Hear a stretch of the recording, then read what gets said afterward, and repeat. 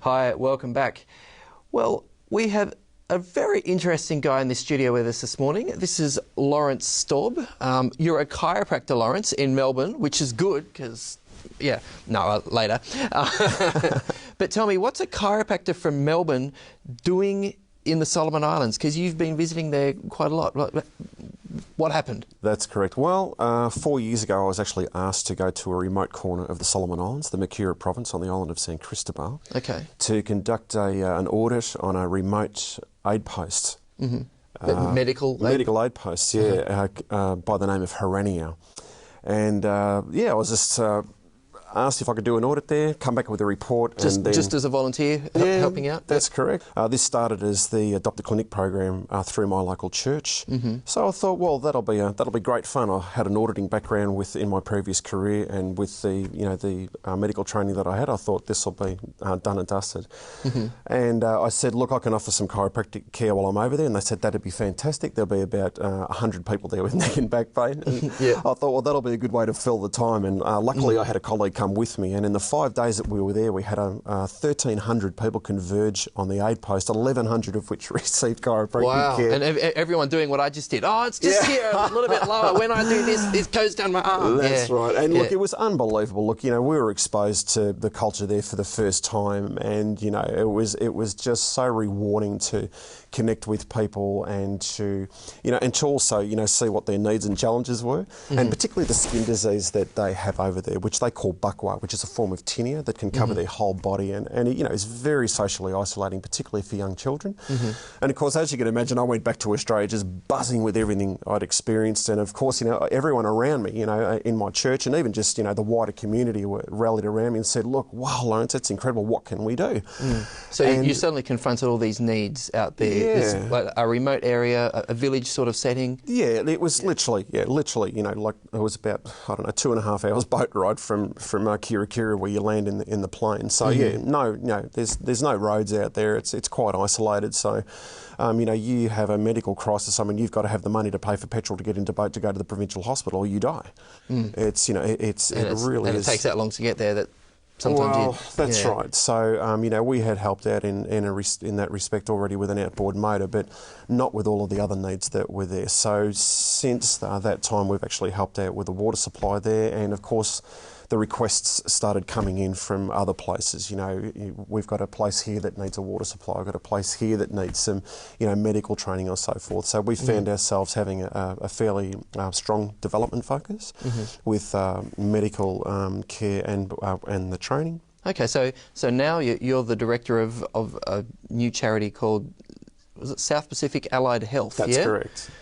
And I mean, I guess you didn't foresee that happening. Is you go for a trip and end up with your own charity? Not at all. I had to do this because people were wanting to give, and I thought, look, I've actually got to keep this above board, of course. So got to be accountable for that. That's right. We've got to be accountable. So we're a registered charity, not-for-profit charity, and people have given in all sorts of ways. Not just not just with money. People have given equipment. People have also have given of their time.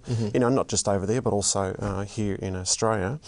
And it's taken off like wildfire now. We're across social media, and people are getting more and more involved. We're getting more organisations that are taking notice and wanting to support us.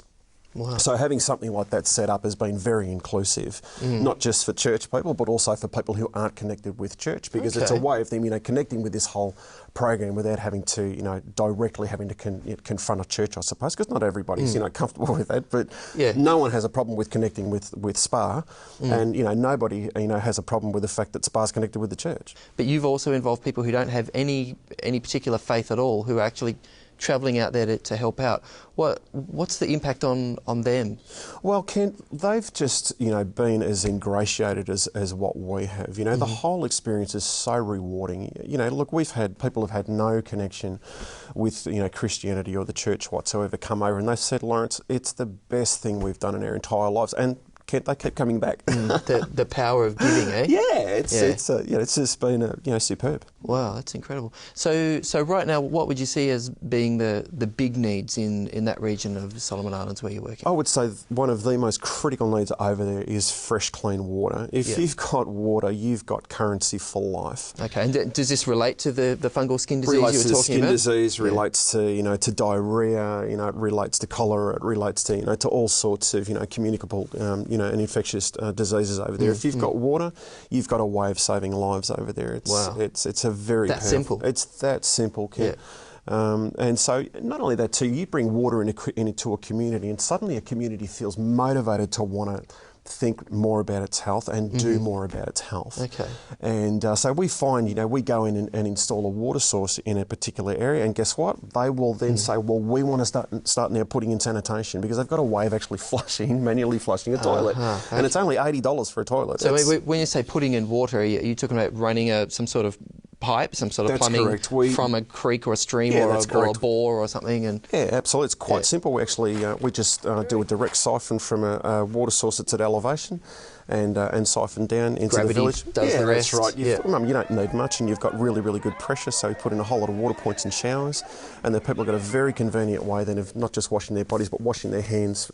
After they've just touched someone with a communicable disease, for instance, and just ways of of just washing their pots and pans and utensils and whatever else they need to keep clean, like clothing. Yeah, well, it's something that simple that I guess in a place like Australia, we take for granted, but it can make so much difference in a place like that. It transforms communities. It's as simple as that. When I spoke to UNICEF when I was over there one time, they said, Lawrence, if there is one thing you need to get in a community above all else, they said it's water, and I really believe that from what I've seen. Now, Lawrence, you said earlier that you do attend a church in Melbourne. You are a man of faith. How's this experience and what you've been involved in impacted you personally in terms of your spirituality? It's changed every aspect of my Christian life, Kent.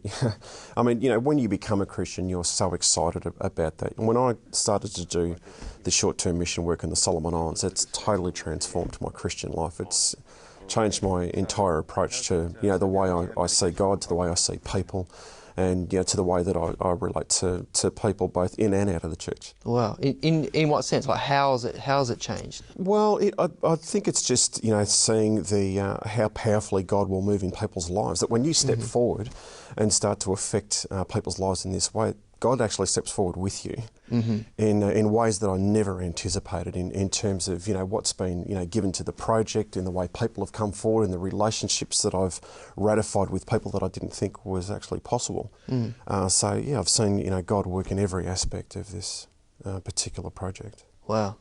Hey, thanks so much for being here, Lawrence. Delighted. I really appreciate it. If people do want to, check out what you're doing, do you have a website? Yeah, we have a website, and we've got the links to the Facebook page and the YouTube channel, and also to Instagram. Okay, well there you go. Well, the website details are right there on your screen. Thanks so much for your time and for your story. Really appreciate it. Thank you very much, Ken. We'll be back straight after the break.